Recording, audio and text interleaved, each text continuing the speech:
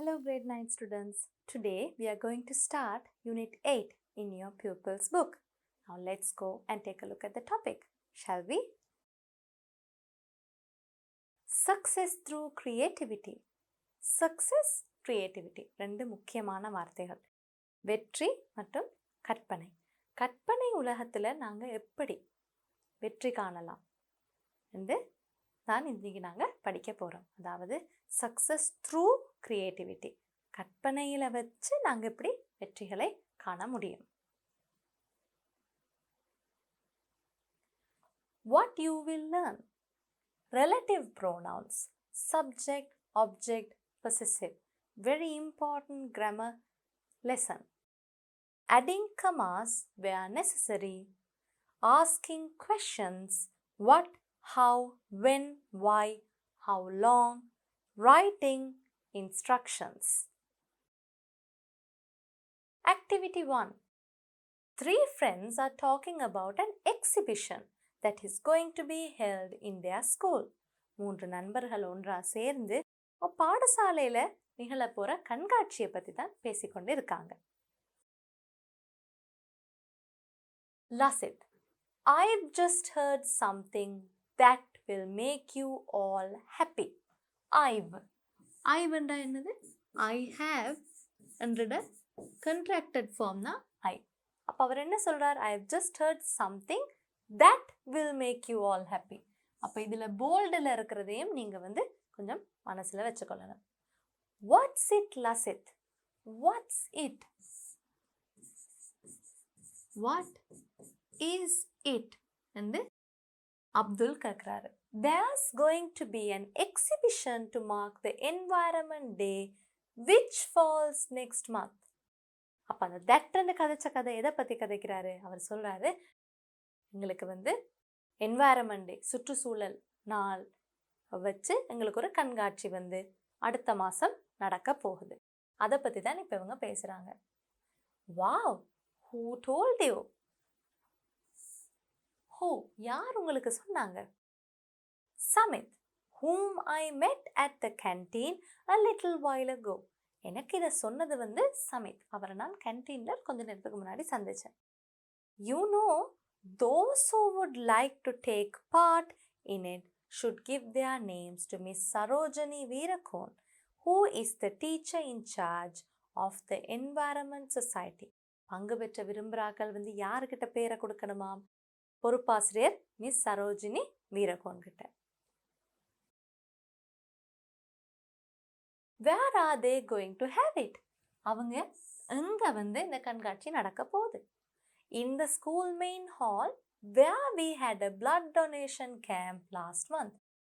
எங்களுக்கு போன மாதம் எங்கே இரத்த தானம் வழங்குற முகாம் நடந்துச்சோ அந்த மெயின் ஹாலில் தான் எங்களுக்கு இந்த கண்காட்சியும் நடக்க போகுது. Radha, let's present something at the exhibition, shall we?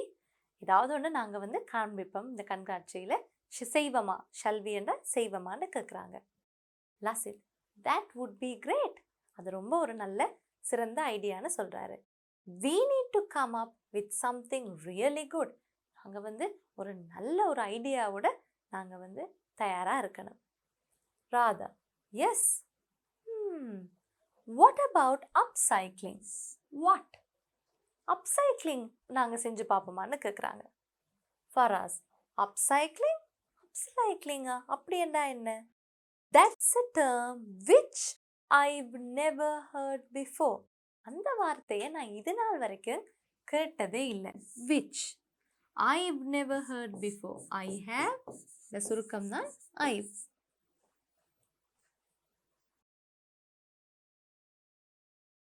இப்போ நாங்கள் அப்சைக்ளிங்கண்டா என்னன்னு நாங்கள் பிறகு இன்னும் அதிகமாக பார்ப்போம். அதுக்கு முதல்ல நாங்கள் இந்த கேள்விகளுக்கு விடை எழுதுவோம். Activity 2. Read the above conversation and answer the questions given below. What is the event mentioned? என்ன நிகழ்ச்சியை பற்றி இவங்க எல்லாம் பேசிக்கொண்டிருந்தாங்க? ஒரு எக்ஸிபிஷனை பற்றி பேசிக்கொண்டு இருந்தாங்க. Who told Lasit about it? யார் லசித்துக்கு இந்த விஷயத்தை பற்றி சொன்னா? Who? யார்? இப்போ இதிலிருந்து உங்களுக்கு தெரிஞ்சிருக்கும் எதை வைத்து கேள்விகள்னு. வட்டண்டா என்ன, who என்றா யார், why என்றா ஏன், what was, what does. So who told Lasit about it? Samit. Why is it being held? ஏன் இந்த கண்காட்சி நடக்குது? என்வாயரமெண்டல் டேயை வந்து கொண்டாடுறதுக்காகத்தான் இது நடக்குது. ஸோ இது ஃபுல் ஆன்சர் எழுதுறதுண்டா எப்படி எழுதுங்க? It is being held to mark the environmental day. Short ஆன்சர்ண்டா to mark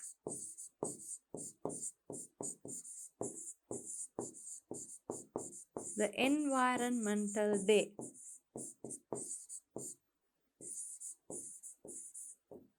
What was held in the school main hall last month?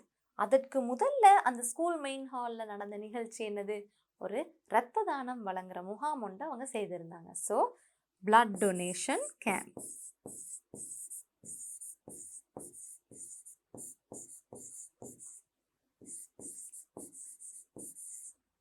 What does Radha suggest? Radha வந்து எந்த ஐடியாவை அவங்க கொடுத்துருந்தாங்க?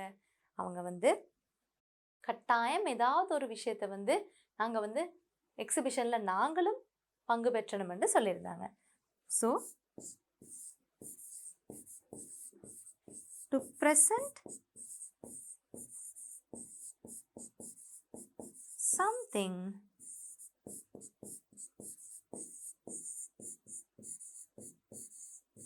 at the exhibition. Now let's go and learn a very important learning point. Learning point. Relative pronouns. Relative pronouns enda என்னன்னு தான் நாங்க இன்னைக்கு படிக்க போறோம். The highlighted words in the conversation are called relative pronouns. Highlight பண்ணியிருந்துச்சு தானே ஒரு சில வார்த்தைகள், அந்த வார்த்தைகளை தான் நாங்கள் ரிலேட்டிவ் ப்ரோனவுன்ஸ் என்று சொல்லுவோம். உதாரணத்துக்கு ரிலேட்டிவ் ப்ரோனவுன்ஸ் இருக்க 3 பொசிஷன் இருக்கு. Subject, object, possessive. அப்போ அதில் வந்து பீப்புள், நாங்கள் மனிதர்களை பற்றி பேசினா நாங்கள் என்ன மாதிரியான வேர்ட்ஸ் யூஸ் பண்ணுவோம்? திங்ஸ், ஆப்ஜெக்ட்ஸை பற்றி பேசினா நாங்கள் என்ன மாதிரியான வேர்ட்ஸ் யூஸ் பண்ணுவோம்? Subject people, who, that, things, which are that. Object whom or that, things which or that. இப்போ தட் என்ற வார்த்தையை பொறுத்த வரைக்கும் அது வந்து பீப்புளுக்கும் நாங்கள் பாவிக்கிறோம், திங்ஸுக்கும் பாவிக்கிறோம். பொசசிவ்ண்டா உடைமையை காட்டுறது. உடைமையை நாங்கள் எப்படி காட்டுறோம்? ரெண்டுக்குமே, பீப்புள், திங்ஸ் ரெண்டுக்குமே நாங்கள் வந்து ஹூஸ் அண்டு தான் சொல்கிறோம். இப்போ உதாரணத்துக்கு நாங்கள் பார்த்தோம்டா, those who would like to take part, பங்கு பெற்ற விரும்பும் நபர்கள். அது இந்த இடத்துல ஹூ வந்து நாங்கள் யாரை பற்றி கதைக்கிறோம்? நாங்கள் வந்து மனிதர்களை பற்றி கதைக்கிறோம். In addition, we use where with nouns that refer to a place. ஒரு இடத்தை பற்றி குறிப்பாக கதைக்கிறோம்டா வேறண்டு கதைப்போம். அதே நேரம் when with nouns that refer to a time. when, எப்பொழுது என்ற நேரம் நாங்கள் நேரத்தை வைத்து நாங்கள் ரிலேட்டிவ் ப்ரோனவுன்ஸ் வந்து படிக்கிறோம். இப்போ நாங்கள் இன்னொரு முக்கியமான செக்ஷன், ரிலேட்டிவ் ப்ரோனவுன்ஸ்ன்றதை விட நாங்கள் இந்த யூனிட்ல வந்து ரிலேட்டிவ் கிளாஸஸை பற்றி தான் படிக்க போகிறோம். So let's take a look at that. A relative clause, that is a clause that begins with a relative pronoun, gives us information about the noun that comes before it. A relative clause என்றா என்ன? Relative ப்ரோனவுனோட ஆரம்பிக்கிற ஒரு சொற்றொடர். அந்த சொற்றொடர் வந்து எதை பற்றி எங்களுக்கு இன்ஃபர்மேஷன் கொடுக்குது? The noun that comes before it. அது எந்த பெயர் சொல்ல பற்றி கதைக்குதோ, அது மனிதர்களாக இருக்கலாம், பொருட்களாக இருக்கலாம், அதை பற்றி எங்களுக்கு மேலதிகமான டீட்டெயில் கொடுக்கறத தான் நாங்கள் ரிலேட்டிவ் கிளாஸ் என்று சொல்லுவோம். There is going to be an exhibition to mark the Environment Day which falls next month. அப்போ என்வாயரன்மெண்ட் டே என்ற அந்த நவுன், அந்த நாளை பற்றி தான் எங்களுக்கு வந்து மேலதிகமான தகவல் கிடைக்கிறது. விச் ஃபால்ஸ் நெக்ஸ்ட் மந்த், அடுத்த மாதத்தில் நடக்க போகிற என்வாயரன்மெண்ட் டேயை பற்றி தான் நாங்கள் வந்து இதில் மேலதிகமான ஒரு டீட்டெயில் தெரிஞ்சு கொண்டோம். அப்போ தான் எங்களுக்கு வந்து கண்காட்சியும் நடக்குது. The underlined relative clause tells us something about the environment day. Underline பண்ணியிருக்கிற relative clause which falls next month, அடுத்த மாதம் நடக்க போகின்ற சுற்றுச்சூழல் தினத்தை ஒட்டி ஒரு கண்காட்சி ஒன்று நடக்க போகிறது. அப்போ எங்களுக்கு வந்து இந்த ரிலேட்டிவ் கிளாஸ் மூலமாக என்ன தெரிஞ்சு கொண்டோம்? என்வாயரன்மெண்ட் டே அடுத்த மாதம் வருதுன்னு நாங்கள் தெரிஞ்சு கொண்டோம். There are two types of relative clauses. இப்போ relative clausesலேயே 2 வகைகள் இருக்கு. Defining relative clauses and non-defining relative clauses. Defining இருக்கு, குறிப்பாக சொல்றது. non-defining குறிப்பாக இல்லாமல் பொதுவாக கதைக்கிறது. இப்போ முதலாவதாக நாங்கள் defining relative clauses என்னன்னு பார்ப்போம். We use a defining relative clause to indicate which particular person or thing we are talking about. அதாவது டிஃபைனிங் ரிலேட்டிவ் கிளாஸஸ்ல வந்து நாங்க வந்து குறிப்பா எந்த நபர் அல்லது இந்த பொருளை பத்தி கதைக்கிறோம்ன்றதை பத்தி தான் நாங்க வந்து பேசுறோம். இதுல முக்கியமான விஷயம் என்னன்னா, இந்த ரிலேட்டிவ் கிளாஸை நீங்க ரிமூவ் பண்ணி பார்த்தீங்கன்னா அது நீங்க யாரை பத்தி கதைக்கிறீங்க அல்லது எதை பத்தி கதைக்கிறீங்கன்ற ஒரு தெளிவு வந்து இங்க இல்லாம இருக்கும். ஸோ உதாரணத்தை பார்ப்போம். The boy who came first in the essay competition is in my brother's class. கட்டுரை போட்டியில முதலாவது பரிசு பெற்ற சிறுவன் வந்து என்ற சகோதரரோட வகுப்பறையில் இருக்கிறார். இப்போ நான் வந்து முதலாவது இதில் ரிலேட்டிவ் கிளாஸை நாங்கள் கண்டுபிடிக்கணும். இதில் நவுன் வந்து the boy. So who came first in the essay competition தான் வந்து எங்களுக்கு டிஃபைனிங் ரிலேட்டிவ் கிளாஸாக இருக்குது. இப்போ இதில் வந்து நாங்கள் who came first in the essay competition அதை நாங்கள் மறைச்சிட்டு the boy is in my brother's class. நீங்கள் எந்த சிறுவனை பற்றி பேசுகிறீங்கன்ற விளக்கம் இங்கே இல்லை. ஸோ டிஃபைனிங் ரிலேட்டிவ் கிளாஸஸை பொறுத்த வரைக்கும் அதை நீங்கள் ரிமூவ் பண்ணிங்கன்னா நீங்கள் குறிப்பாக எதை பற்றி கதைக்கிறீங்க அல்லது யாரை பற்றி கதைக்கிறீங்கன்ற ஒரு தெளிவு இருக்காது. The relative clause who came first in the essay competition identifies the noun coming before it. எது நவுனாக இருக்கீங்க? The boy தான் இதில் வந்து noun. ஸோ இது வந்து defining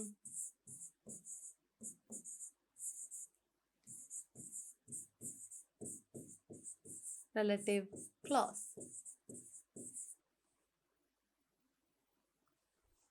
In other words, without the relative clause, it would be unclear which boy is being talked about. The relative clause இல்லாமல் நீங்கள் எந்த சிறுவனை பற்றி கதைக்கிறீங்கன்ற ஒரு தெளிவுண்டு இருக்காது. இப்போ இதிலிருந்தே உங்களுக்கு விளங்கியிருக்கும் நான் டிஃபைனிங் ரிலேட்டிவ் கிளாஸ்ன்றா என்ன அர்த்தமாக இருக்குமென்று. We use a non-defining relative clause to give additional non-essential information about a person or thing.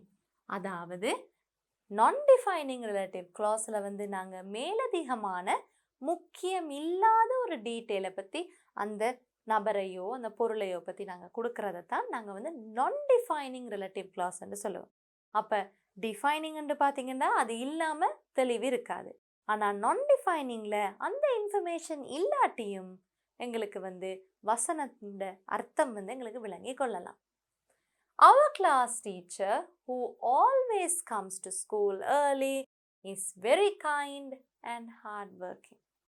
இப்போ இதில் வந்து முதலாவது non-defining relative clause என்னது? Who always comes to school early. இந்த ஆசிரியர் எப்பயுமே வெள்ளனை வர்ற ஆசிரியர் வந்து ரொம்பவே கருணையான ஒரு ரொம்பவே கடினமாக உழைக்கக்கூடிய ஒரு ஆசிரியர்.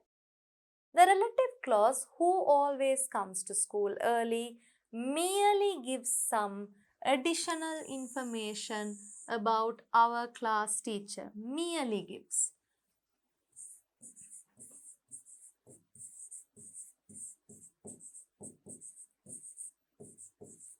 எங்களுக்கு மேலதிகமான ஒரு முக்கியம் இல்லாத ஒரு தகவல் தான் நீங்கள் வந்திருக்கு. ஏனென்றா இதில் உண்மையான கருத்து என்ன? அவர் class teacher is very kind and hard working. இதுதான் எங்களுக்கு கிடைக்கிற இன்ஃபர்மேஷன். அதில் வந்து அவங்க எப்பயுமே ஸ்கூலுக்கு ஏர்லியாக வெள்ளன வருவாங்கன்றது வந்து எங்களுக்கு கிடைச்சிருக்கிற மேலதிகமான ஒரு முக்கியம் இல்லாத தகவல். ஸோ நாங்கள் இந்த சென்டென்ஸை வந்து அவர் class teacher is very kind and hard working என்றதை அப்படியே சொன்னாலும் உங்களுக்கு நீங்கள் யாரை பற்றி பேசுகிறீங்கன்றது உங்களுக்கு இங்கே தெளிவாக தெரியும். In other words, it is not essential for the sentence to be meaningful. Non-defining relative clause remove பண்ணினதா எந்த ஒரு மாற்றமும் இல்லை. Non-defining relative clause இருந்துச்சுன்னா உங்களுக்கு மேலதிகமாக ஒரு இன்ஃபர்மேஷன் கிடைக்குது. ஆனால் அதே நேரம் அதை ரிமூவ் பண்ணிங்கண்டா அதை இல்லாமாக்கிட்டு ஒரு வசனத்தை வாசித்து பார்த்தாலும் உங்களுக்கு வசனத்தோட முக்கியமான அந்த அர்த்தம் கட்டாயம் கிடைக்கும். It is important to remember that we should use a comma before a non-defining relative clause. Comma. இதில் நீங்கள் பார்த்தா தெரிஞ்சிருக்கும் our class teacher, comma, who always comes to school early, comma, is very kind and hard working. கட்டாயம் relative clause நடுவில் வர நேரம் ரெண்டு பகுதியை ஒரு வசனத்தில் இணைக்கிற நேரம் ரெண்டு கமா வரணும். ஆனால் I borrowed this novel from Suresh who lives down our lane. இப்போ I borrowed this novel from Suresh தான் இதில் எல்லாம் வசனம். ஆனால் நாங்கள் இங்கே ஒரு மேலதிகமான ஒரு நான் எசென்ஷியல் டீட்டெயில் ஆட் பண்ணுறோம். அதனால் இங்கே நாங்கள் கமாவை கட்டாயம் சேர்த்து கொள்ளணும். சுரேஷ் எங்கே இருக்கிற எங்கட தெருவில் வசிக்கிற சுரேஷ் கிட்ட இருந்து நான் ஒரு கதை புத்தகத்தை கடனாக வாங்கினேன். இந்த அர்த்தத்தை எல்லாத்தையும் மனசில் வச்சுக்கொண்டு நாங்கள் இதை பற்றின ஆக்டிவிட்டீஸ் எல்லாம் நாங்கள் செஞ்சு பார்ப்போம்.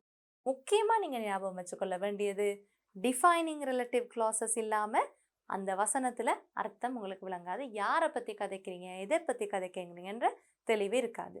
நான் டிஃபைனிங் ரிலேட்டிவ் கிளாஸஸை பொறுத்த வரைக்கும் அது மேலதிகமான ஒரு முக்கியம் இல்லாத ஒரு தகவலை தான் தருது. ஆனால் அந்த தகவல் வார நேரம் நாங்கள் கட்டாயம் கமா ஆட் பண்ணியே ஆகணும்.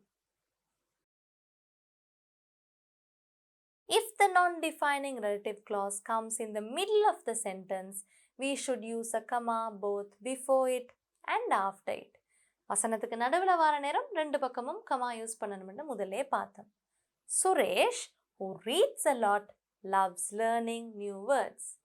நிறைய வாசிக்கிற சுரேஷுக்கு புது வார்த்தைகள் எல்லாத்தையும் கற்றுக்கொள்றதுக்கு ரொம்ப பிடிக்கும். So who reads a lot என்றது தான் இங்கே இருக்கிற non-defining relative clause. We do not use the relative pronoun that with non-defining relative clauses. அப்போ உங்களுக்கு relative pronoun that non-defining relative clauses ஓட நாங்கள் பாவிக்கிறதே இல்லை. இப்போ இதெல்லாம் நிறைய தகவல்கள் ஒரே நேரத்தில் உங்களுக்கு விளங்குற மாதிரி இருக்கலாம். ஆனால் நாங்கள் ஆக்டிவிட்டிஸ் செய்ய செய்ய உங்களுக்கு இது இன்னும் நல்லா விளங்கும். relative pronouns மறுபடி நாங்கள் ஒருக்கா பார்ப்போம். who, which, whom, whose, where, when.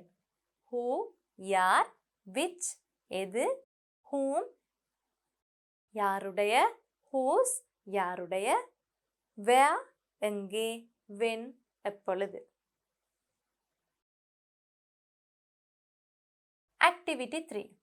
Fill in the blanks with the relative pronouns given in the box. இப்போ நாங்கள் முதல்ல பார்த்த relative pronouns வச்சு நாங்கள் இந்த blanks-ஐ fill பண்ணணும். A surgeon is a doctor. Blank performs operations. Surgeon ஒரு டாக்டர். அவர் எதை மாதிரியான, அவர் ஏன் நாங்கள் சர்ஜன் என்று சொல்கிறோம், அவர் ஆப்ரேஷன் எல்லாம் செய்கிறனால. அவர் என்ற நேரமே உங்களுக்கு இப்போ ஆன்சர் இதில் விளங்கி இருக்கும். Who performs operations? A surgeon is a doctor. அப்படி என்று சொன்னால் இங்கே உங்களுக்கு தெளிவு கொஞ்சம் குறைவாக இருக்கும். ஸோ who performs operations என்றதையும் சேர்த்து நாங்கள் சொல்கிறோம். A thermometer is an instrument. Blank is used to measure temperature. Thermometer என்ன மாதிரியான உபகரணம்? வெப்பத்தை அளந்து பார்க்குற உபகரணம். அது ஒரு உபகரணம். பொருள் என்றனால நாங்கள் எப்படி சொல்லுவோம்? Which is used is measure temperature. Nisam, blank is one of my close friends, rang me yesterday. அப்போ இந்த இடத்துல எங்களுக்கு ஒரு non-defining relative clause வருது. நிசாம், நாங்கள் ஒரு நபரை பற்றி கதைக்கிறனால Nizam who is one of my close friends. எனக்கு நெருங்கிய நண்பரான நிசாம் எனக்கு நேற்று ஃபோன் பண்ணார். I've got a cousin, blank hobby is gardening. இது வந்து நான் டிஃபைனிங் இல்லை, இது வந்து டிஃபைனிங் ரிலேட்டிவ் கிளாஸ். அப்போ இந்த கசின்ட ஹாபி என்னவா இருக்கு? தோட்ட வேலை செய்கிறது. அப்போ ஹூஸ் ஹாபி, அவருடைய ஹாபி என்னது? Gardening. Whose hobby is gardening. Tell me a time blank we can meet. நாங்கள் எப்போ மீட் பண்ணலாம்ன்றதுக்கு ஒரு நேரத்தை சொல்லுங்க. when we can meet, எப்பொழுது. அப்போ அர்த்தத்தை வைத்து தான் நீங்கள் ரிலேட்டிவ் ப்ரோனவுன்ஸை டிசைட் பண்ணணும். It's an old movie blank title I have forgotten. அந்த படம் வந்து ரொம்பவே பழைய படம்ன்றனால அதன் தலைப்பை, அந்த படத்தோட பேரை நான் மறந்துட்டேன். உங்களுக்கு ஞாபகம் இருக்கா? நாங்கள் வந்து பொசசிவ் ரிலேட்டிவ் ப்ரோனவுன்டா பர்சன் என்றாலும் சரி, திங் என்றாலும் சரி, ரெண்டுக்குமே நாங்கள் ஒரே வார்த்தையை தான் பாவிப்போம். whose title I have forgotten. அதனுடைய பெயரை நான் மறந்துட்டேன். The factory blank my uncle works is going to close down. இந்த மாமா வேலை செய்கிற அந்த தொழிற்சாலையை வந்து பூட்ட போகிறாங்க. அப்போ வேலை செய்கிற இடம் என்றனால the factory where my uncle works. My friend Ravi, comma, blank we met at the library yesterday, comma, reads at least 2 books every month. ஏன் நான் கமாவை ஸ்ட்ரெஸ் பண்ணி சொன்னேன்? நான் சொன்னதுக்கான காரணம் வந்து இது வந்து நான் டிஃபைனிங் ரிலேட்டிவ் கிளாஸ் எங்களுக்கு இங்கே வருது. So my friend Ravi whom we met at the library yesterday. நாங்கள் யாரை நேற்று சந்திச்சோமோ லைப்ரரியில் சந்திச்ச இந்த நண்பர் ரவி வந்து ஒரு மாதத்துக்கு 2 புத்தகம் சரி வாசிப்பார். ஸோ இந்த இடத்துல my friend Ravi reads at least 2 books every monthன்றது உங்களுக்கு விளக்கமாக இருக்கும். ஆனால் நாங்கள் whom we met at the library yesterday என்ற நேரம் எங்களுக்கு மேலதிக ஒரு முக்கியமில்லாத ஒரு தகவலை எங்களுக்கு இங்கே கொடுத்துருக்காங்க. Now let's write some more answers. Fill in the blanks. We don't know the person blank donated this money. எங்களுக்கு இது காசை கொடையாக வழங்கினால் யார் என்று எங்களுக்கு தெரியாது. யார்? Who donated this money? We drove past my old school. Blank is celebrating its 50th anniversary today. நான் வந்து எங்களோட பழைய பாடசாலையை தாண்டி இன்றைக்கு போனோம். அவங்க வந்து இன்றைக்கு தான் 50வது ஆண்டு விழாவை கொண்டாடுறாங்க. So which is celebrating. இப்போ இந்த இடத்துல வந்து கமா வரனால உங்களுக்கு தெரிஞ்சிருக்கும் இது வந்து ஒரு நான் defining relative clause. Mary Curie is the woman blank discovered radium. Mary Curie தான் ரேடியத்தை கண்டுபிடிச்ச ஒரு பெண்மணி. அப்போ who discovered ஆளை பற்றி கதைக்கிறனால. This is Pathu. Blank brother went to school with me. இதுதான் பத்து. அவருடைய சகோதரர் என்னோட பாடசாலைக்கு ஒன்றாக வந்தார். Whose brother? அவருடைய சகோதரர். This is Janaka. Blank you met at our house last year. இதுதான் ஜானக. நீங்கள் இவரை இந்த வீட்டில் போன வருடம் சந்திச்சிங்க. So whom you met at our house last year. Do you remember the place blank we caught the train? நாங்கள் எந்த இடத்துல இருந்து ட்ரெயினை வந்து ஏறினோம்ன்றதை வந்து உங்களுக்கு ஞாபகம் இருக்கா? இடம் என்ற நேரம் என்ன relative pronoun? where. The book blank it was finally returned was torn and stained. கடைசியாக ஒரு வழியாக அந்த புத்தகத்தை எனக்கு திருப்பி தந்த நேரம் அந்த புத்தகம் வந்து ரொம்பவே கிழிஞ்சும் கரையும் படிஞ்சதாக இருந்தது. So when it was finally returned, கொடுத்த நேரம் finally returned அப்படின்னா என்ன அர்த்தம்? ரொம்ப நாள் கழித்து கடைசியாக ஒரு வழியாக திரும்ப கொடுத்துருக்காங்க. So here we can see that depending on the meaning, you need to choose the relative pronouns accurately. Activity 4. Add commas where necessary. Remember, not all sentences need them. அப்போ நாங்கள் non-defining relative pronounsக்கு மட்டும்தான் commas add பண்ணணும். This is the dictionary which I bought yesterday. எங்களுக்கு வந்து முதலாவது நாங்கள் எது வந்து எங்களுக்கு டிஃபைனிங்கா நான் டிஃபைனிங்கா, திஸ் இஸ் த டிக்ஷனரி. இந்த டிக்ஷனரியை தான் நான் நேற்று வாங்கினேன். ஸோ இதில் விச் ஐ பாட் எஸ்டர்டேன்றது டிஃபைனிங் ரிலேட்டிவ் கிளாஸ். இதை நாங்கள் சுருக்கமாக DR என்று எழுதுவோம். இப்போ டிஃபைனிங் ரிலேட்டிவ் கிளாஸ் என்றால் எங்களுக்கு கமாஸ் தேவையில்லை. My youngest brother who is in grade 4 can sing well. அப்போ தரம் 4ஆம் ஆண்டில் இருக்க இந்த கடைசி தம்பி வந்து நல்லா பாடக்கூடியவர். So who is in grade 4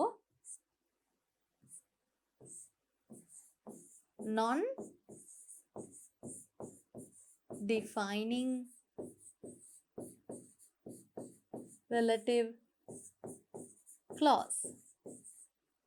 இதை வந்து நாங்கள் நான் DR என்று சுருக்கமாக எழுதலாம். இப்போ who is in grade 4, my youngest brother can sing well. அந்த வசனமே எங்களுக்கு எல்லா அர்த்தத்தையும் தருது. ஆனால் who is in grade 4 தரம் 4ஆம் ஆண்டில் இருக்கிறாருன்றது எங்களுக்கு மேலதிகமான ஒரு தகவல். The children's film Handaya, which was directed by Titus Thotavatha, won an international award. இதுவும் வந்து எங்களுக்கு வந்து எந்த கிளாஸாக இருக்கு? Which was directed by Titus Thotavatha, won an international award. இது வந்து எங்களுக்கு defining relative clause-ஆ non-defining relative clause-ஆ? The children's film Handaya won an international award. அதுலேயும் உங்களுக்கு எல்லா அர்த்தமும் தெரிஞ்சிருக்குமே. ஸோ அதனால் which was directed by Titus Thotavathaன்றது வந்து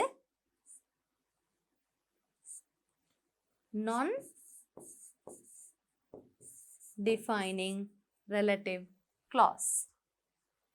Do you know the boy who is standing near the gate?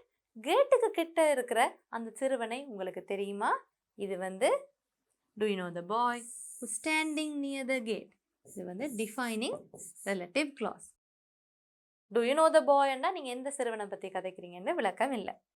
Rice, which is grown in many Asian countries, is the staple food of Sri Lanka. அப்போ இலங்கையிட அடிப்படை உணவான அரிசி வந்து நிறைய ஆசிய நாடுகளில் வளர்க்கப்படுகிறது. So rice, which is grown in many Asian countries, is the staple food of Sri Lanka. So இது வந்து non-defining relative clause. இந்த clause இல்லாமல் rice is the staple food of Sri Lankaன்றது உங்களுக்கு எல்லா மீனிங்கையும் இங்கே கொடுக்குது. Sujitha, whose father works in an embassy, has a large collection of foreign stamps. சுஜித்தோட அப்பா வந்து ஒரு எம்பசியில் வேலை செய்கிறார். அவர்கிட்ட வந்து நிறைய வித்தியாசமான வெளிநாட்டு ஸ்டாம்ப்ஸ் இருக்குது. ஸோ இதில் வந்து Sujitha, whose father works in an embassy, has a large collection of foreign stamps. So இது வந்து non-defining relative clause. ஏனென்றா Sujitha has a large collection of foreign stamps-லேயே உங்களுக்கு அவரை பற்றின முக்கியமான தகவல் வந்து கிடைச்சிருச்சு. The rice which we had for lunch today was very good.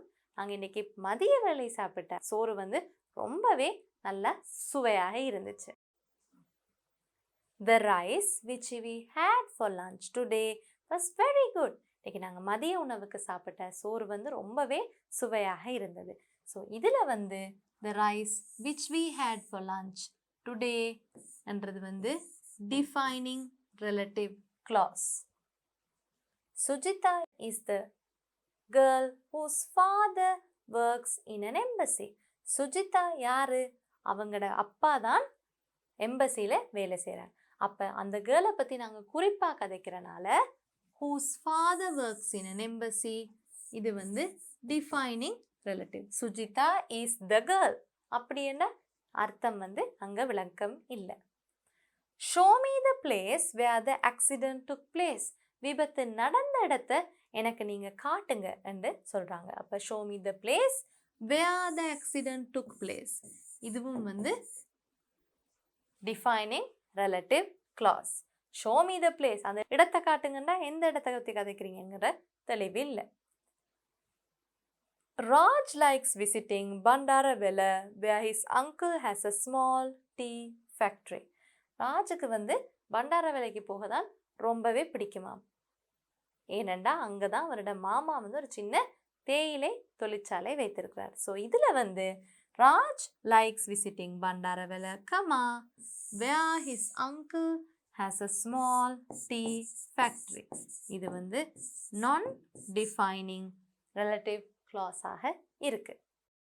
So likewise ஒரு வசனத்தில் அந்த clause-ஐ ரிமூவ் பண்ணாலும் உங்களுக்கு அந்த விளக்கம் தெரியுதான்றதை புரிஞ்சு கொண்டு நீங்கள் இது டிஃபைனிங் ரிலேட்டிவ் clause-ஆ இல்லாட்டி நான் டிஃபைனிங் ரிலேட்டிவ் clause-ஆன்னு கண்டுபிடிச்சு சரியான இடத்துல என்னோட சேர்ந்து கமாஸை எழுதியிருப்பீங்கன்னு நான் நம்புகிறேன். Upcycling, turning trash into treasure. அப்சைக்ளிங்னா என்ன? நாங்கள் குப்பை கூலங்களாக நாங்கள் வீசணும்னு நினைக்கிற பொருட்களை நாங்கள் ரீசைக்ளிங்னா மீள் சுழற்சி செய்தல். அப்சைக்ளிங்னா மறுபடி புதிதாக ஒரு பொருளை உருவாக்குறது. ஒரு பொருளை எடுத்து இப்போ இந்த ஃபோட்டோவில் உங்களுக்கு தெரியும், ஒரு பிளாஸ்டிக் பாட்டிலை அவங்க என்ன மாதிரி செஞ்சுருக்காங்க, அதை மீள் சுழற்சி செய்கிறதுண்டா என்ன செய்வாங்களாண்டா ரீசைக்ளிங்டா இது அப்படியே மறுபடி எல்லாத்தையும் உடைச்சு தூள் தூளாக்கி புதுசாக ஒன்றை க்ரியேட் பண்ணுவாங்க. ஆனால் அப்சைக்ளிங்ன்ற நேரம் நாங்கள் வீட்டிலேயே இதை ஒரு பூந்தொட்டியாக நாங்கள் மாற்றி அமைக்கலாம். இப்போ இந்த டயரை பாருங்க, ஒரு அழகாக உட்காரக்கூடிய ஒரு சேர் வடிவில் இங்கே செஞ்சுருக்காங்க. Activity 5. Upcycling, turning trash into treasure. குப்பையை நாங்கள் ட்ரெஷரண்டா ஒரு பெரிய புதையலாக மாற்றுறது. Can you remember the last time you dropped an empty yogurt pot in a litter bin or threw away that cardboard box that your pair of shoes came in?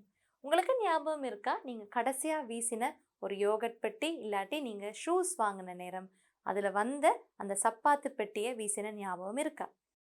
When you were disposing of them, did you pause for a second to think that you might have found some creative use for them? அதை வீசுறதுக்கு முன்னாடி ஒரு second நீங்கள் யோசிச்சு பார்த்தீங்களா? அதில் நீங்கள் ஏதாவது நல்ல உங்களோட கற்பனையை வைத்து நல்ல க்ரியேட்டிவாக ஏதாவது ஒரு பொருளை வடிவமைக்கலாம்ண்டு. For example, you could well have made a lovely vase with the empty yogurt pot.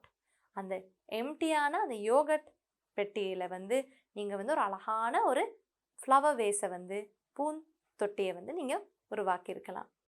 That is what is known as upcycling, the process of turning old or disposable materials into something useful and often beautiful.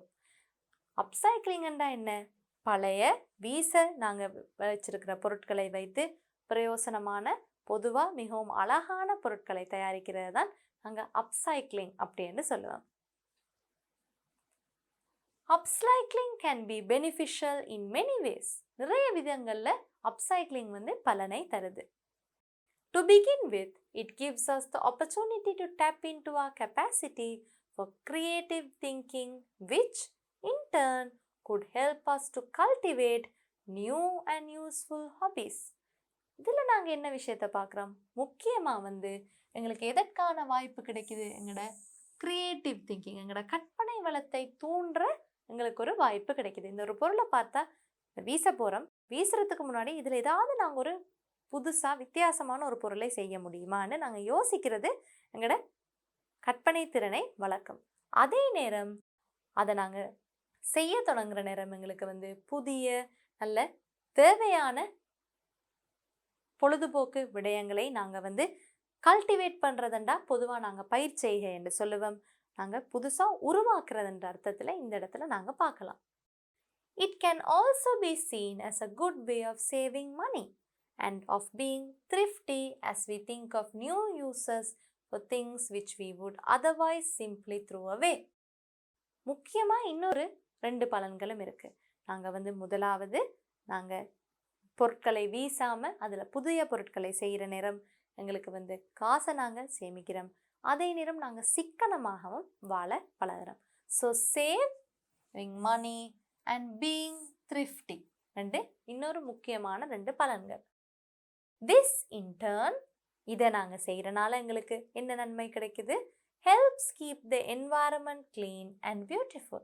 இதை நாங்கள் செய்கிறனால பணமும் மட்டும் இல்லை, நாங்கள் சிக்கனமாக இருக்கிறது மட்டும் இல்லை, க்ரியேட்டிவிட்டி மட்டும் இல்லை, எங்களோட சுற்றுச்சூழலையும் நாங்கள் ரொம்ப சுத்தமாகவும் அழகாகவும் நாங்கள் வச்சிருக்கலாம். Furthermore, upcycling may provide people with opportunities for self-employment. மேலதிகமாக அப்சைக்ளிங்கை நாங்கள் செய்கிறனால மக்களுக்கு சுய தொழிலுக்கான வாய்ப்புகளும் கிடைக்குது. Read the passage and answer the questions. இப்போ நாங்கள் பேசேஜை ரொம்பவே பொறுமையாக வாசித்தோம். இப்போ இந்த கேள்விகளுக்கு பதில் எழுதுவோம்.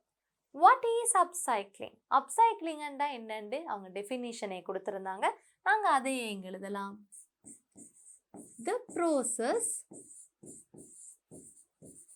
The process of turning old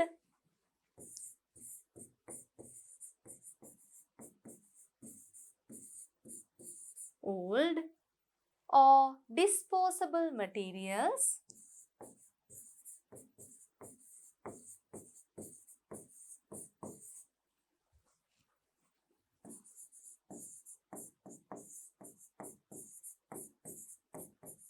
into something useful and beautiful.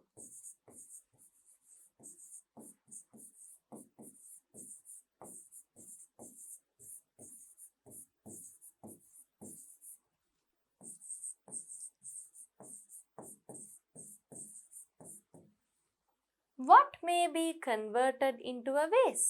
எதை நாங்கள் ஒரு வேஸாக, ஒரு பூந்தொட்டியாக மாற்றலாம்? நாங்கள் வீச வச்சிருக்கிற ஒரு யோகட் கப் மூலமாக. So an empty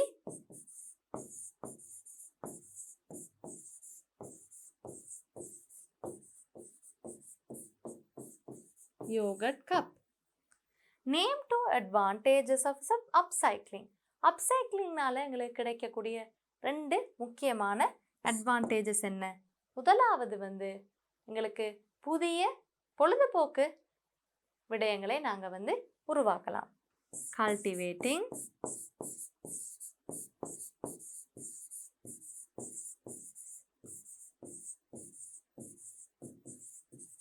new hobbies. ரெண்டாவது நாங்கள் சுற்றுச்சூழலையும் மாசுபடுத்தாமல் வச்சுக்கொள்ளலாம்.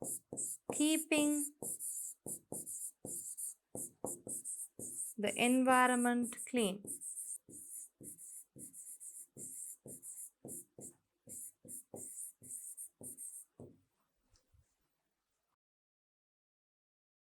Find 2 relative pronouns used in the passage. நாங்கள் இப்போ பேசேஜில் பாவிச்சிருக்கிற 2 relative pronouns போய் தேடுவோம். To think that you, that is what is known as upcycling.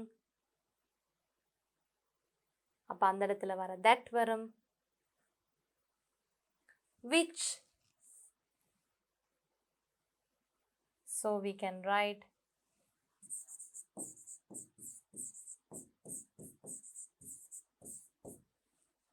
find words in the passage which mean much the same as the following. Similar words கேட்டிருக்காங்க. Advantages பலன்கள், so beneficial. Recall ன்னா ஞாபகப்படுத்தி பார்க்கிறது, so think யோசிக்கிறது. A set of steps for doing or making something. ஒரு விஷயத்தை செய்யறதுக்கான படிமுறைகள், அதை நாங்கள் ப்ரோசஸ் என்று சொல்லுவோம். ஸோ இந்த பேசேஜ் மூலமாக அப்சைக்ளிங் என்னன்ற ஒரு புதிய விஷயத்தை இப்போ நீங்கள் எல்லாரும் தெரிஞ்சு கொண்டிருப்பீங்கன்னு நம்புகிறேன். Activity 6 is a listening activity. You will hear an announcement about the winners of an upcycling competition. இப்போ நான் உங்களுக்கு யாரெல்லாம் வெற்றி பெற்றாங்கன்ற ஒரு அனௌன்ஸ்மெண்ட் தான் வாசிச்சு காட்ட போகிறேன். Listen to it and write numbers from 1 to 5 under the relevant pictures in the order the winners have won the places. இதுதான் நம்ம கிரியேட் பண்ணியிருக்கிற அந்த ஆப்ஜெக்ட்ஸ். இதுக்கு தான் பரிசு கிடைச்சிருக்கு. Now listen to the announcement very carefully. Now we are ready to announce the winners of the upcycling competition.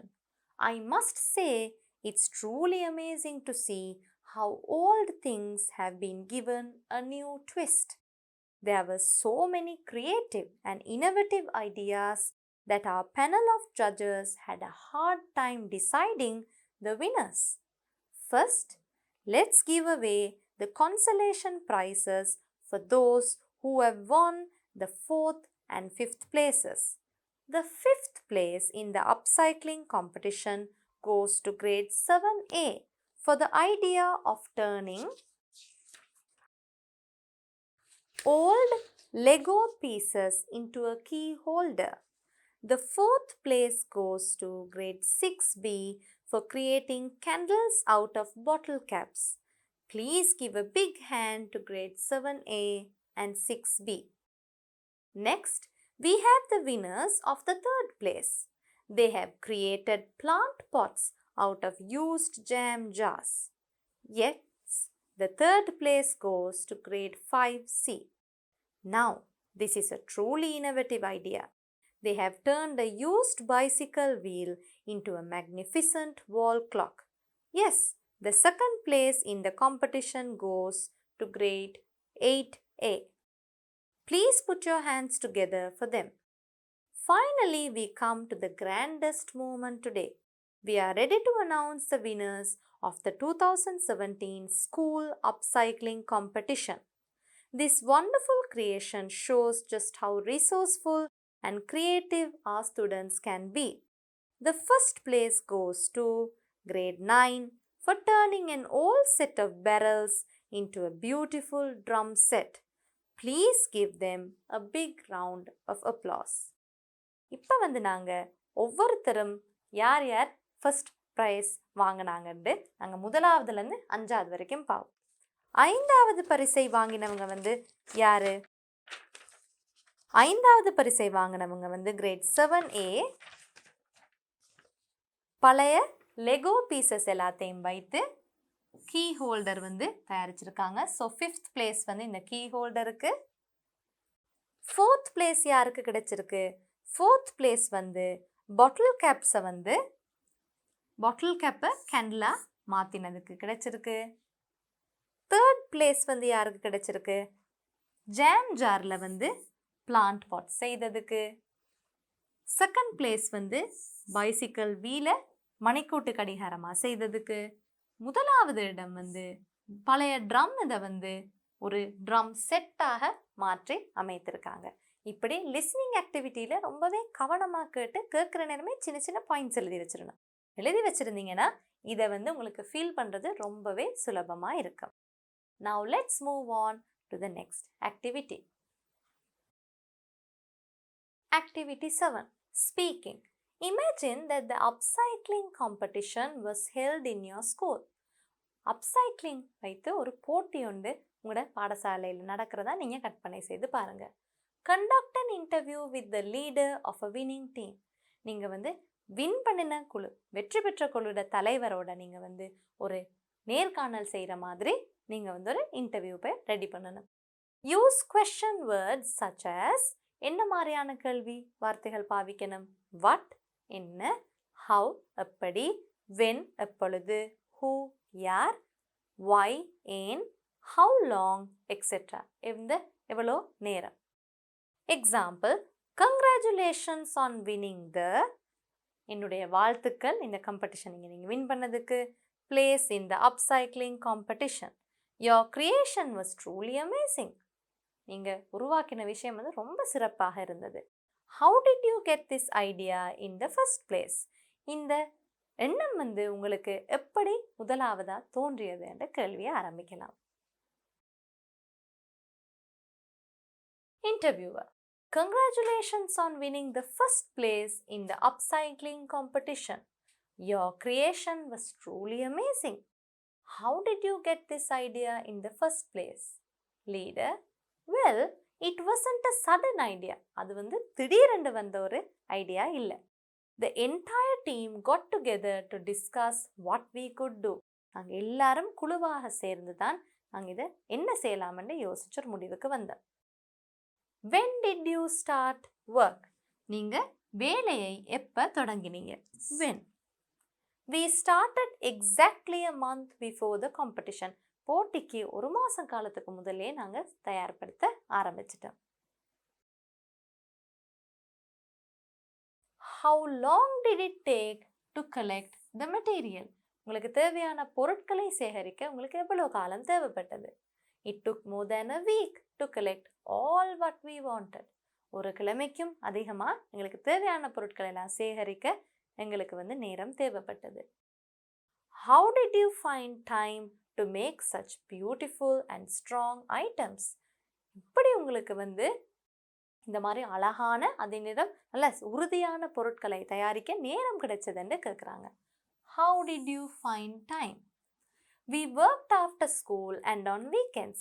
பாடசாலை முடிஞ்ச பிறகு வேலை செஞ்சோம், அதே நேரம் சனி ஞாயிறுலையும் நாங்கள் வேலை செஞ்சோம். Sometimes we worked until late in the night. ஒரு சில நேரத்தில் நாங்கள் இரவில் லேட் ஆகும் பின்தள்ளியும் நாங்கள் வேலை செஞ்சோம்.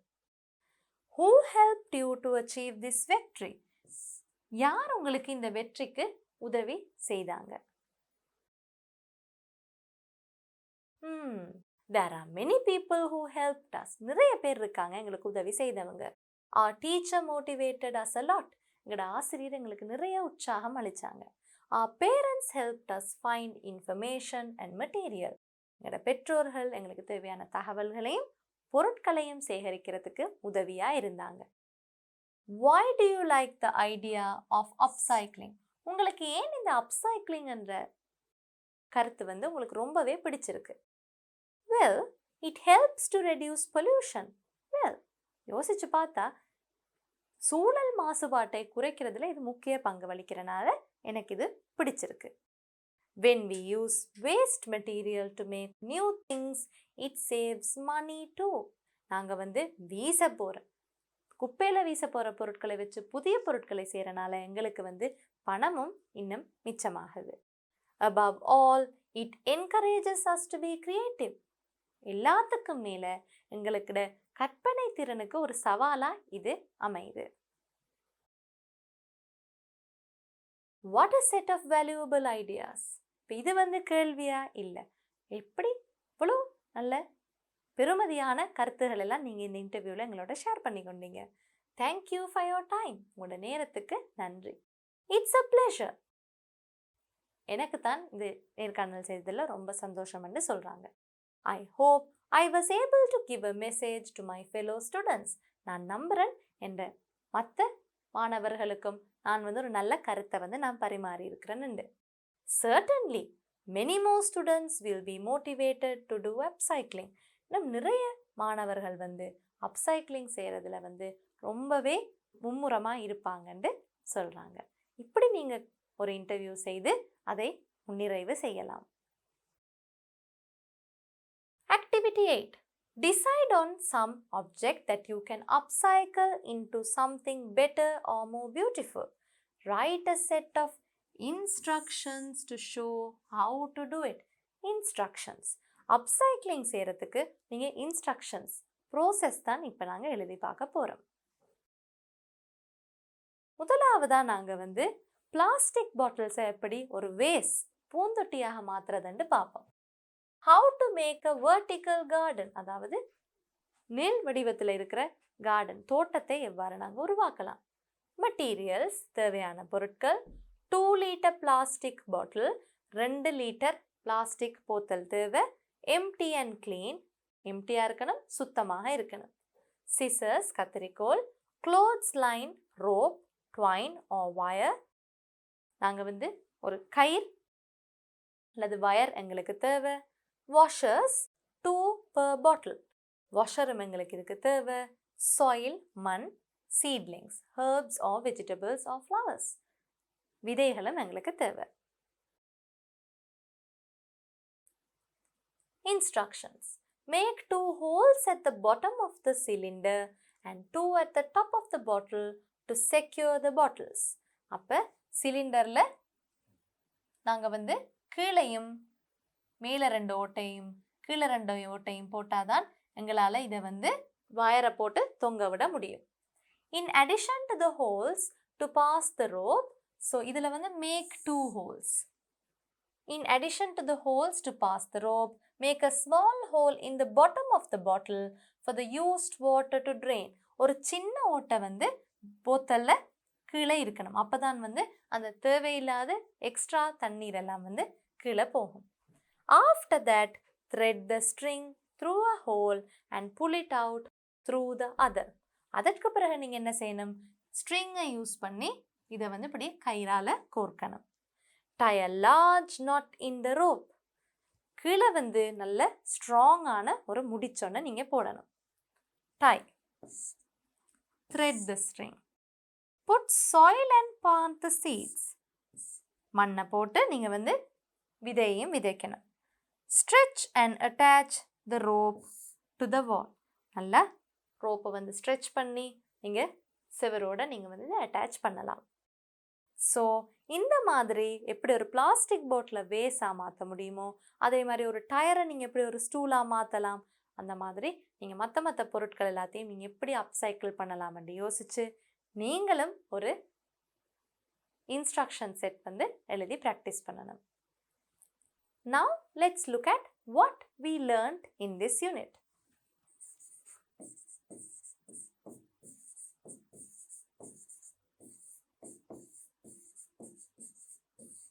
What did we learn?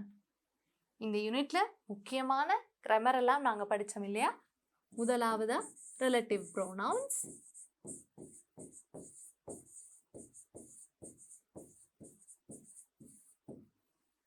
ரெண்டாவதா வந்து நாங்க relative clauses படிச்சோம்.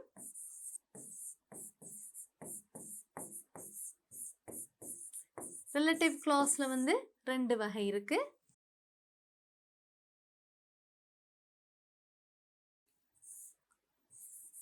defining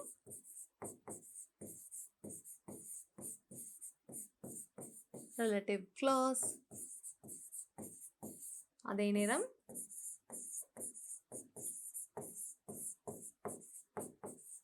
non-defining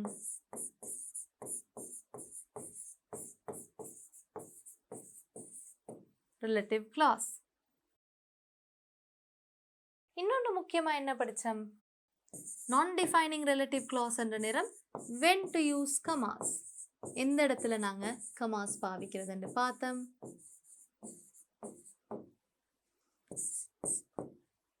இன்னொன்று முக்கியமான விஷயம் கேள்விகள் எப்படி எழுதுறது, making questions.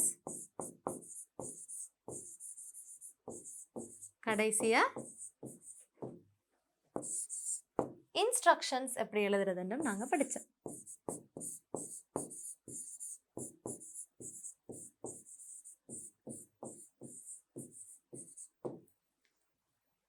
Now we have come to the end of Unit 8 Pupils book. Let's go and write the answers for Unit 8 workbook activities as well.